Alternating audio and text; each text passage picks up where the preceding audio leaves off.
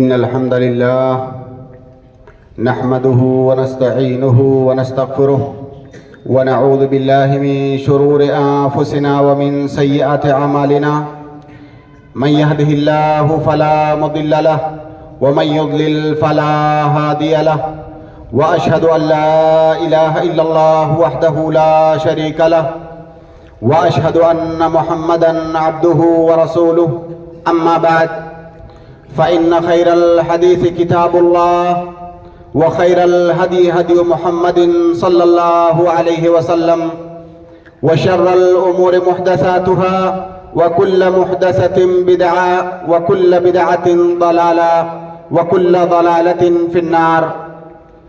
أعوذ بالله السميع العليم من الشيطان الرجيم. بسم الله الرحمن الرحيم.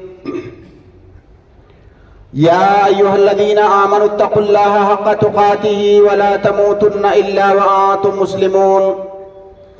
يا أيها الناس اتقوا ربكم الذي خلقكم من نفس واحدة وخلق منها زوجها وبث منهما رجالا كثيرا ونساء واتقوا الله الذي تساءلون به والأرحام إن الله كان عليكم رقيبا.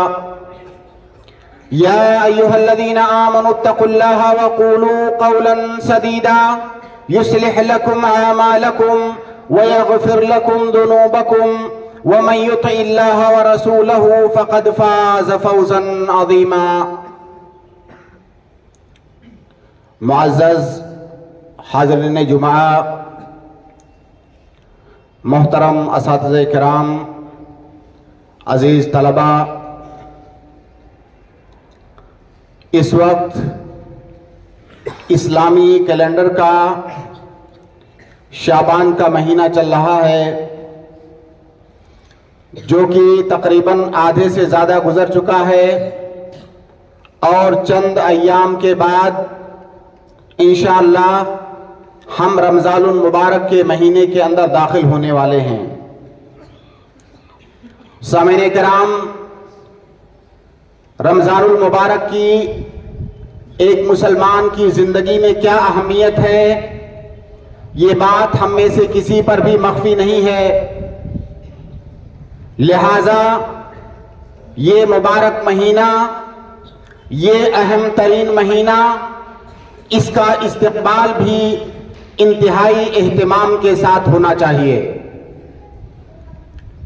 سامعین کرام، رمضان کا مہینہ آنے سے پہلے ایک مسلمان کو چاہیے کہ رمضان کے مہینے کا استقبال کرنے کے لیے وہ ہر طرح سے اپنے آپ کو تیار کر لے، تاکہ جب رمضان کا مہینہ آئے تو کما حقہ رمضان کے خیرات اور برکات سے وہ مستفید ہو سکے.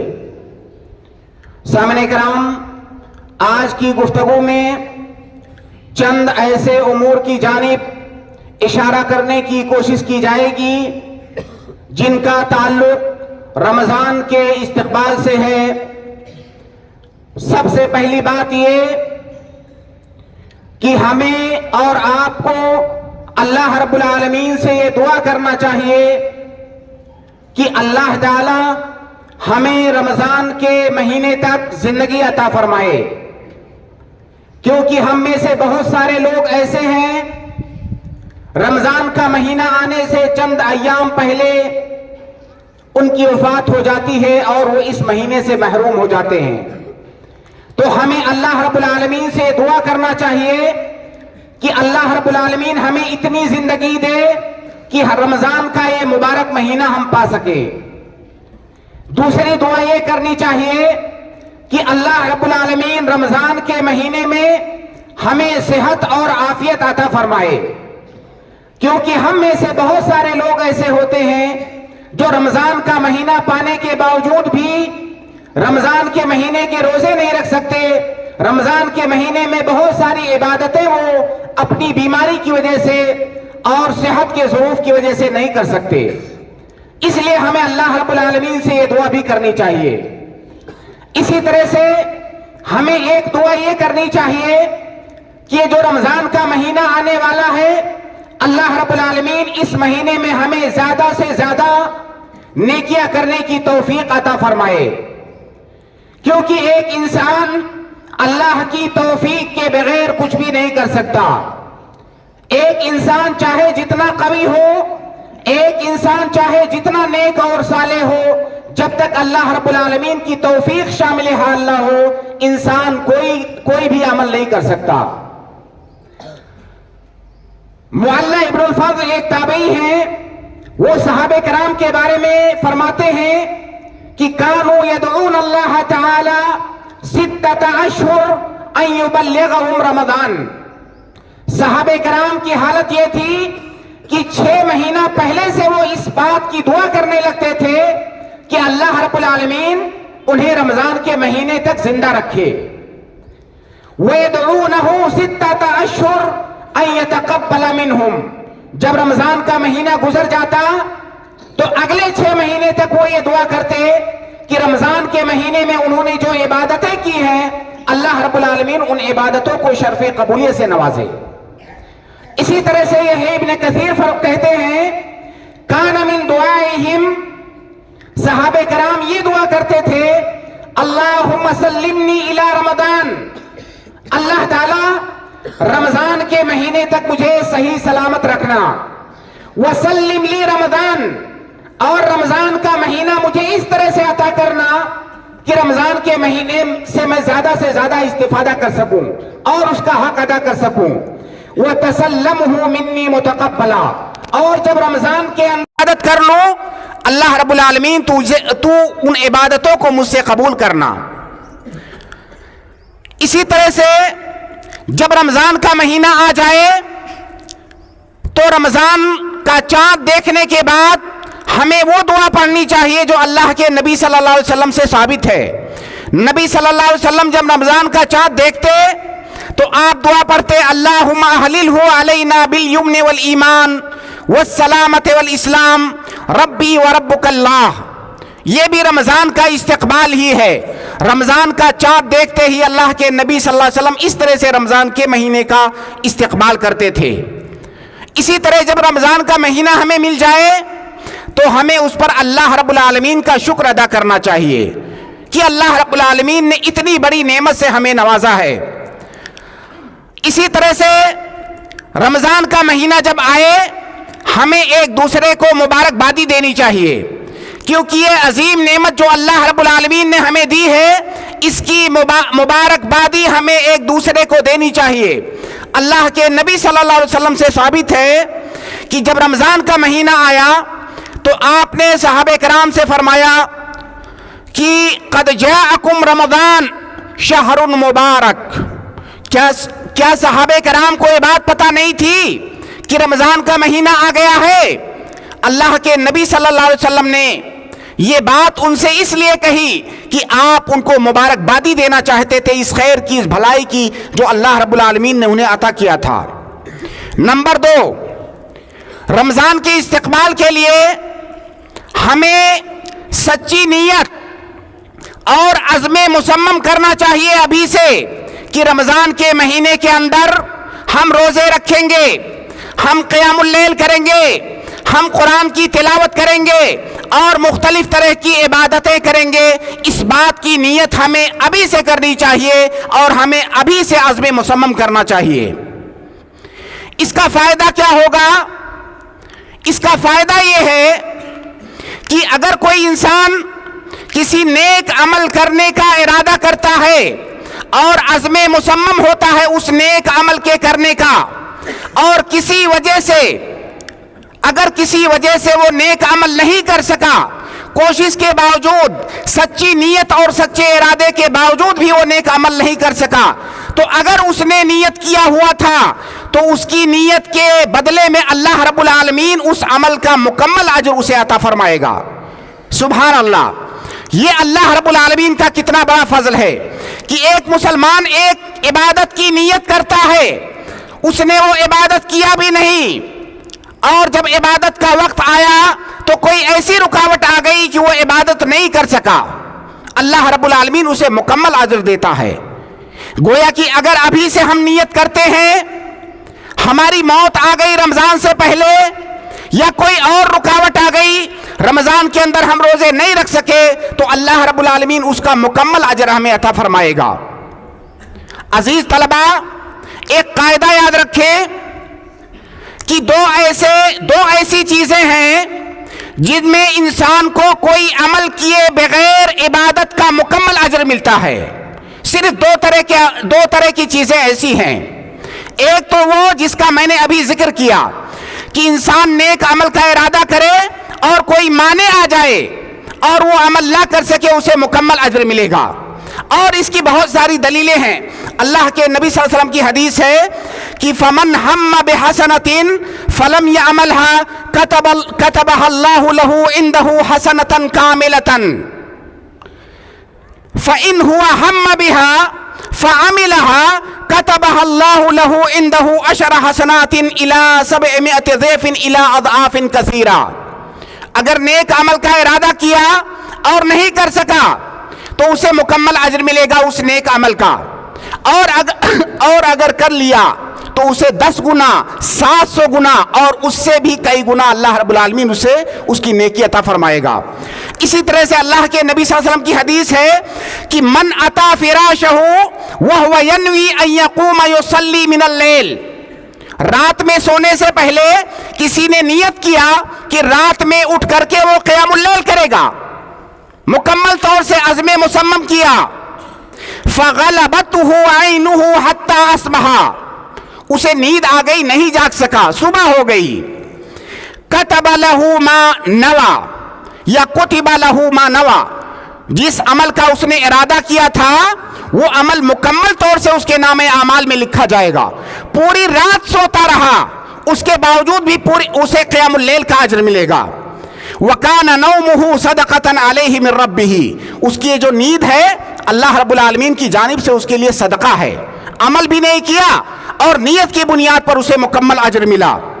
اسی طرح سے اللہ کے نبی صلی اللہ علیہ وسلم کی ایک اور لمبی حدیث ہے جس میں آپ فرماتے ہیں کہ ایک انسان ہوتا ہے، اس کے پاس مال نہیں ہے، وہ انسان کہتا ہے لو ان لی مالا لعملت بعمل فلان فهو بنیته فاجرهما على سواء، کہتا ہے کہ اگر کاش کہ میرے پاس مال ہوتا تو جس طرح فلاں انسان اپنے مال کو نیکیوں میں خرچ کرتا ہے میں بھی اسی طرح سے کرتا۔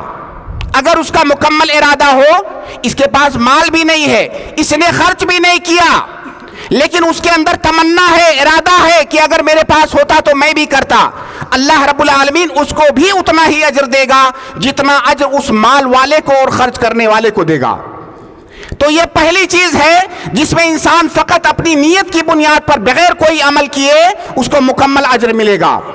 اسی طرح سے دوسری قسم، اگر کوئی انسان کوئی مباح کام کرتا ہے، کوئی ایسا کام جس کا تعلق عبادت سے نہیں ہے بلکہ عادات سے ہے، مباحات اور عادات والے کام کرتا ہے اور وہ نیت کرتا ہے کہ مجھے اللہ رب العالمین کی رضا اور اس کی خوشنودی چاہیے اس عمل سے، ایسی بنیاد پر اس کا وہ مباح اور عادت والا کام عبادت بن جاتا ہے۔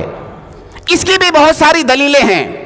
اللہ کے نبی صلی اللہ علیہ وسلم کی وہ معروف حدیث آپ یاد کریں، صحیح متفق علیہ روایت ہے، جس میں آپ فرماتے ہیں انک لن تنفق نفقۃ تبتغی بها وجہ اللہ الا اجرت علیہا حتی ما تجعل فی امرأتک، اپنی بیوی کو اگر کچھ کھلاتے ہو یہ بھی تمہارے، اس پر بھی تمہیں اجر دیا جائے گا۔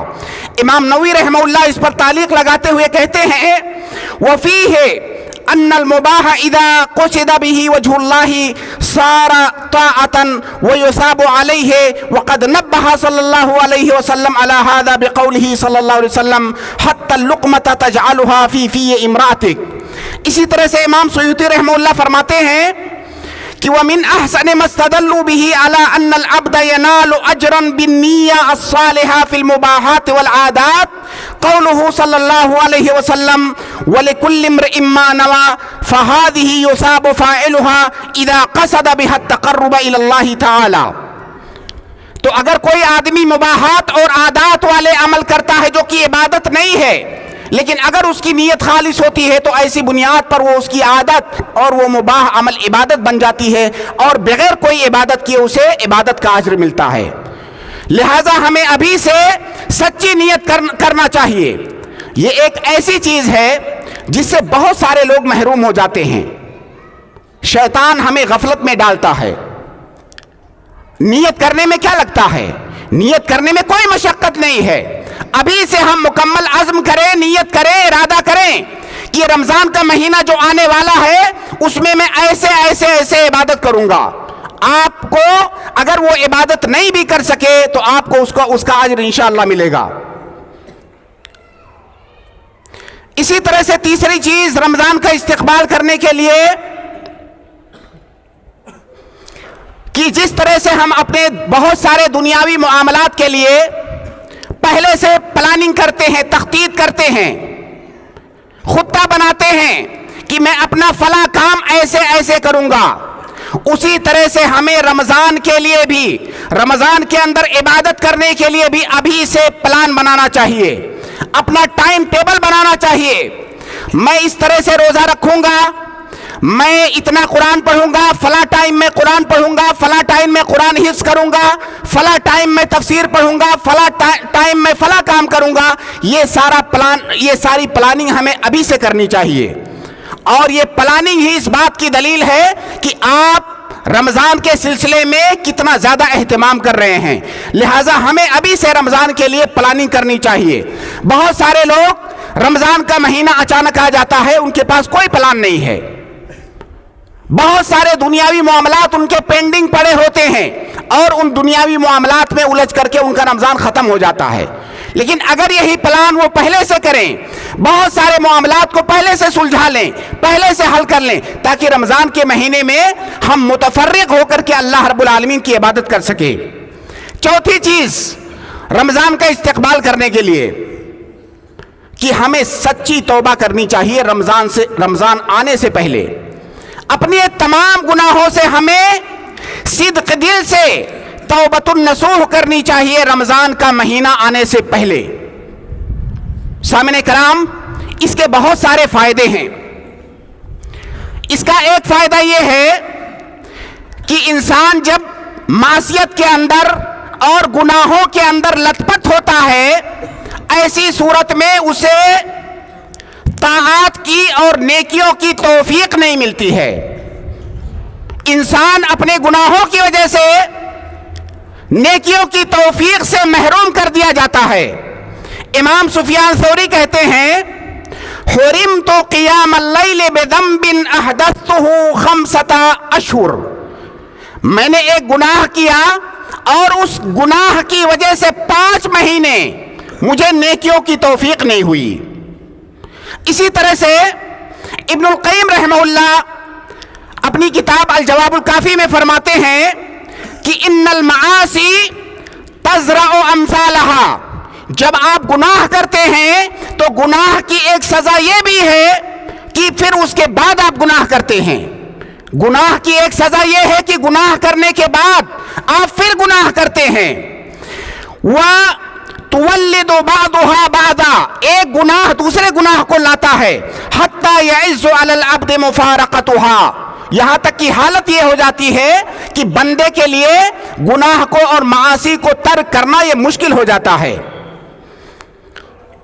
اسی طرح سے اس کا ایک فائدہ یہ ہے گناہوں سے توبہ کرنے کا کہ شعبان کا مہینہ یہ تصفیہ کا مہینہ ہے. اپنے جو حساب کتاب ہیں ان کو فائنل کرنے کا مہینہ ہے. جس طرح سے ہم اپنے دنیاوی معاملات میں، اپنی تجارت میں، کاروبار میں ہمارا ایک مہینہ ہوتا ہے، اس مہینے کے اندر ہم سارا حساب کتاب فائنل کرتے ہیں. اسی طرح شعبان کے مہینے کو ہمیں اسی طرح کا مہینہ سمجھنا چاہیے. یہ تصفیہ کا مہینہ ہے. اللہ کے نبی صلی اللہ علیہ وسلم کی صحیح حدیث ہے جس میں آپ فرماتے ہیں کہ شعبان کے مہینے کے اندر بندوں کے اعمال اللہ رب العالمین کو پیش کیے جاتے ہیں. ہم میں سے کون انسان ایسا نہیں ہے جو یہ چاہے کہ میرے اوپر جتنے گناہ ہیں میں ان تمام گناہوں سے ایک بارگی توبہ کر لوں اور میں دھلا دھلایا ہو جاؤں، اور جب میرے نام اعمال اللہ رب العالمین کی بارگاہ میں پیش کیے جائیں تو میرے نام اعمال میں گناہ نہ ہوں، میں پاک صاف ہوں. اس لیے یہ تصفیہ کا مہینہ ہے. ہمیں اپنے حسابات کا، اپنے اکاؤنٹ کا تصفیہ اس مہینے کے اندر کر لینا چاہیے. اسی طرح سے ایک بات دھیان رہنی چاہیے کہ جب توبہ کی بات کی جاتی ہے تو عام طور سے سمجھا جاتا ہے کہ اللہ رب العالمین کی عبادت میں ہم سے جو کوتاہیاں ہوئی ہیں ہم ان سے توبہ کر لیں. توبہ سے صرف یہ مراد نہیں ہے. توبہ کا شامل معنی یہاں پر مراد ہے. ہمیں تمام گناہوں سے جو ہے توبہ کرنی چاہیے، چاہے وہ گناہ، ان گناہ کا تعلق اللہ رب العالمین کے حقوق سے ہو یا ان گناہوں کا تعلق بندوں کے حقوق سے ہو. ہمیں تمام طرح کے گناہوں سے اسی مہینے کے اندر توبہ کر لینی چاہیے تاکہ رمضان کے اندر ہمیں عبادات کی توفیق مل سکے. نمبر 5، اس مہینے کے اندر ہمیں کثرت سے اللہ رب العالمین کی عبادت کرنی چاہیے، کیونکہ جس طرح سے ایک انسان جب گناہ کرتا ہے تو اسے گناہ کی توفیق ملتی ہے، اسی طرح سے ایک انسان جب عبادت کرتا ہے، نیکیاں کرتا ہے، تو اللہ رب العالمین انعام کے طور پر اسے نیکیوں کی توفیق دیتا ہے. قرآن کے اندر اللہ رب العالمین ارشاد فرماتا ہے والذین اہتدوا زادہم ہدی، جو ہدایت کے راستے پر چلتے ہیں اللہ رب العالمین انہیں مزید ہدایت دیتا ہے.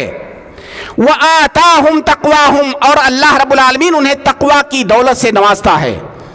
اس لیے نیکیوں کا ایک انعام یہ ہے کہ اللہ رب العالمین مزید نیکیوں کی توفیق دیتا ہے. لہٰذا اگر ہم رمضان کے اندر نیکیوں کی توفیق چاہتے ہیں تو ابھی سے ہمیں کثرت کے ساتھ نیکیاں کرنی چاہیے. نمبر 6، ہمیں نفسیاتی طور سے اپنے آپ کو رمضان کے اندر عبادت کرنے کے لیے تیار کرنا چاہیے. اور انسان کا نفسیاتی طور سے تیار ہونا کسی کام کے لیے یہ بہت زیادہ اثر انداز ہوتا ہے اس کام پر. کوئی کام اچانک آ جائے آدمی گھبرا جاتا ہے. کوئی بڑا کام اگر اچانک آ جائے انسان گھبرا جاتا ہے، اس کو کیسے کریں. اور اگر وہ پہلے سے تیار ہے کہ فلاں چیز آنے والی ہے، یہ مجھے کرنا ہے، اپنے آپ کو اندر سے نفسیاتی طور سے اگر وہ تیار رکھتا ہے تو وہ چیز اس کے لیے آسان ہو جاتی ہے. لہٰذا ہمیں نفسیاتی طور سے ابھی سے رمضان کے اندر عبادات کے لیے اور نیکیوں کے لیے تیار رکھنا چاہیے. نمبر 7، رمضان کے استقبال کا ایک تقاضا یہ بھی ہے کہ ہمیں رمضان سے متعلق جو شریعت کے احکام ہیں ان احکام کا علم ہمیں حاصل کرنا چاہیے. بہت سارے لوگ سمجھتے ہیں کہ شریعت کا علم حاصل کرنا یہ صرف طلاب شرعی کا کام ہے، یہ صرف علماء کا کام ہے. ایسا ہرگز نہیں ہے. ہمارے سماج میں یہ بہت بڑی غلط فہمی ہے. ہر وہ عبادت جس کا کرنا آپ کے اوپر واجب ہے، اس عبادت کے احکامات کو سیکھنا بھی آپ کے اوپر واجب ہے. فَاسْأَلُوا أَهْلَ الذِّكْرِ إِن كُنتُمْ لَا تَعْلَمُونَ. تو رمضان کے متعلق جو احکام ہے، روزے کے مسائل اور بہت سارے مسائل، ان مسائل کا علم ہمیں ابھی سے حاصل کرنا چاہیے. اس میں کوئی شک نہیں ہے کہ اگر کوئی انسان جاہل ہوتا ہے تو معذور ہوتا ہے. جاہل انسان اگر غلطی کر بیٹھے تو ہماری شریعت کی نگاہ میں وہ جاہل انسان معذور ہوتا ہے. لیکن کون سا جاہل انسان؟ ایسا جاہل انسان جس کے پاس علم حاصل کرنے کا کوئی ذریعہ نہیں ہے، ایسا انسان معذور مانا جاتا ہے. لیکن اگر اس کے آس پاس میں علم حاصل کرنے کے ذرائع موجود ہیں، علم پھیلا ہوا ہے، لیکن وہ اپنی سستی اور غفلت میں علم حاصل نہیں کرتا ہے، ایسا انسان معذور نہیں مانا جاتا ہے. اور بہت سارے لوگ ہم دیکھتے ہیں کہ رمضان کے مہینے میں بڑی بڑی غلطیاں کرتے ہیں. لہٰذا ہمیں چاہیے کہ ابھی سے رمضان کے متعلق احکامات کا ہم علم حاصل کریں. اسی طرح سے رمضان کے استقبال کا ایک طریقہ یہ بھی ہے کہ اگر کسی کے اوپر گزشتہ رمضان کے کچھ روزے کسی وجہ سے باقی رہ گئے ہوں، بیماری کی وجہ سے یا کسی اور وجہ سے، تو ان روزوں کی قضا رمضان آنے سے پہلے کر لیں. اگر کوئی انسان رمضان آنے سے پہلے ان روزوں کی قضا نہیں کر لیتا ہے، اس کے پاس کوئی عذر نہ ہونے کے باوجود بھی، ایسی صورت میں وہ انسان گنہگار ہے. رمضان کے بعد، آنے والے رمضان کے بعد وہ قضا بھی کرے گا اور توبہ بھی کرے گا. لہٰذا رمضان آنے سے پہلے اگر کسی کے اوپر کوئی روزہ باقی ہے تو ان کی وہ قضا کر لے. خاص طور سے مسئلہ عورتوں سے متعلق ہے، کیونکہ مردوں کا تو ہو سکتا ہے روزہ نہ چھوٹا ہو، لیکن عورتوں کا روزہ تو لازمی طور سے چھوٹا ہی ہوتا ہے۔ اور بہت ساری خواتین یہ شکایت یا یہ سوال لے کر کے آتی ہیں کہ گزشتہ 4-5 سال سے میں نے اپنے چھوٹے ہوئے روزے نہیں رکھے ہیں۔ یہ بہت بڑی غلطی ہے۔ پورا سال آپ کے پاس تھا، اور اگر پورے سال میں آپ روزہ نہیں رکھ سکے تو کم از کم شعبان کے مہینے کے اندر ان روزوں کا تصفیہ کر لیں۔ نمبر 9، شعبان کے مہینے میں کثرت کے ساتھ روزہ رکھنا اور اپنے نفس کو رمضان کے اندر روزہ رکھنے کا عادی بنانا۔ آپ سبھی جانتے ہیں کہ اللہ کے نبی صلی اللہ علیہ وسلم کے بارے میں آیا ہے کہ اللہ کے نبی صلی اللہ علیہ وسلم شعبان کے مہینے میں بکثرت روزہ رکھتے تھے، یہاں تک کہ بعض روایتوں میں ہے کان یصوم شعبان کلہ، پورے شعبان کا مہینہ آپ روزے کی حالت میں گزارتے تھے، نفلی روزے کی حالت میں۔ لیکن صحیح مسلم کی ایک روایت ہے کان یصوم شعبان کلہ الا قلیلا، بعض ایام آپ چھوڑتے تھے، باقی پورا مہینہ آپ روزے کی حالت میں گزارتے تھے۔ یہاں پر ایک فقہی مسئلہ ہے جس کا جاننا ضروری ہے۔ اللہ کے نبی صلی اللہ علیہ وسلم کی ایک حدیث ہے کہ اذا انتصف شعبان فلا تصوموا، جب شعبان کا مہینہ آدھا گزر جائے اس کے بعد نفلی روزہ نہ رکھو۔ بعض احادیث میں اس کی وضاحت آ گئی ہے کہ کن لوگوں کو نصف شعبان گزرنے کے بعد نفلی روزہ رکھنے کی اجازت نہیں ہے۔ وہ 3 طرح کے لوگ ہیں۔ کوئی ایسا انسان جس نے شعبان کے نصف اول میں کوئی نفلی روزہ نہیں رکھا۔ نمبر 2، اس کا دیگر مہینوں میں نفلی روزہ رکھنے کی کوئی عادت بھی نہیں ہے، جیسے بعض لوگ ہوتے ہیں سوموار جمعرات کا روزہ رکھنا، صوم داؤدی رکھنا یا ایام 20 کا روزہ رکھنا، اس کی کوئی عادت نہیں ہے روزہ رکھنے کی۔ نمبر 3، ایسا انسان جس کے اوپر کوئی قضا روزہ نہیں ہے، اگر وہ ان تینوں چیزوں کے اندر نہیں آتا ہے تو اس کے لیے نصف شعبان گزر جانے کے بعد نفلی روزہ رکھنا منع ہے۔ اس لیے ہمیں چاہیے کہ اگر ہماری ایسی کوئی عادت نہیں ہے تو شعبان کے نصف اول میں ہم چند روزے رکھ لیں تاکہ نصف آخر میں بھی ہمیں روزہ رکھنے کی اجازت ہو۔ بہرحال یہ موقع تو اب نکل چکا ہے۔ نمبر 10، بہت سارے سلف سے رمضان کا استقبال کرنے کے سلسلے میں ایک چیز یہ بھی وارد ہوئی ہے کہ شعبان کے مہینے میں یا رمضان کا مہینہ آنے سے پہلے ہم قرآن کی کثرت کے ساتھ تلاوت کریں۔ یہاں تک کہ بہت سارے لوگوں نے شعبان کو بھی قرآن کا مہینہ کہا ہے، کیونکہ رمضان کے مہینے میں ہمیں کثرت سے قرآن کی تلاوت کرنی ہے، تو ہم ابھی سے اپنے آپ کو اس چیز کا عادی بنائیں، اور اگر ہو سکے تو کچھ سورتیں، کچھ پارے، قرآن کے کچھ حصے ہم حفظ بھی کر لیں۔ تو قرآن کے ساتھ بھی اس مہینے کے اندر ہمارا اہتمام یہ رمضان کے استقبال کے اہتمام کو دکھاتا ہے۔ نمبر 11، اس مہینے میں کوشش یہ کریں کہ اپنے کھانے پینے کا روٹین تھوڑا سا چینج کریں، کیونکہ کھانے پینے کی جو ہماری عادت ہے جب اچانک رمضان آئے گا تو یہ ہمارے لیے باعث مشقت ہوگی یہ چیز۔ تو ابھی سے ہم اپنا کھانا پینا تھوڑا کم کریں تاکہ جب رمضان آئے تو ہمارے اوپر مشقت نہ گزرے، کیونکہ اگر آپ عبادت میں ہیں اور آپ کا نفس اس عبادت کو کراہت کی نگاہ سے دیکھتا ہے اندر سے تو یہ اچھی بات نہیں ہے۔ اور اگر ہمیں عادت نہیں ہے بھوکا رہنے کی، اچانک ہمیں بھوکا رہنا پڑے گا لمبے لمبے دن، تو پھر ہمیں مشقت ہوگی، ہو سکتا ہے ہمارا نفس اس طرح مائل نہ ہو۔ اس لیے ہمیں اپنے کھانے پینے کے روٹین میں بھی ابھی سے تبدیلی لانی چاہیے۔ اسی طرح سے نمبر 12، شعبان کے اس مہینے میں ہمیں اپنی بہت ساری دنیاوی عادتوں کو بھی چینج کرنا چاہیے۔ بہت سارے ملہیات، بہت سارے مغریات، بہت سارے فتنے، بہت ساری دنیاوی مشغولیات، ہمیں اپنے آپ کو ان سے دھیرے دھیرے ابھی سے کاٹنا چاہیے تاکہ جب رمضان آئے تو مکمل طور سے رمضان کے اندر ہم اپنے آپ کو اللہ رب العالمین کی عبادت کے لیے متفرغ پائیں۔ سامعین کرام، یہ چند امور ہیں جو رمضان آنے سے پہلے رمضان کے استقبال کے طور پر ہمیں کرنے چاہیے۔ رمضان کا مبارک مہینہ یہ اللہ رب العالمین کی جانب سے بہت بڑی نعمت ہے۔ اور اس کے سلسلے میں، اس کی فضیلت کے سلسلے میں جو احادیث وارد ہیں آپ میں سے کسی پر مخفی نہیں ہیں۔ جب اتنا فضیلت والا مہینہ آنے والا ہے تو اسی کے بقدر ہمیں اپنے آپ کو اس مہینے کے لیے تیار بھی رکھنا چاہیے، اور اللہ رب العالمین سے ہمیں بار بار یہ دعا کرنی چاہیے کہ اللہ رب العالمین ہمیں اس مہینے تک پہنچائے، اور اللہ رب العالمین اس مہینے سے کما حق ہو ہمیں استفادہ کی توفیق عطا فرمائے۔ اللہم بلغنا رمضان، اللہم تقبل منا طاعاتنا، اللہم تقبل منا طاعاتنا واغفر لنا سیئاتنا، وآخر دعوانا ان الحمد للہ رب العالمین۔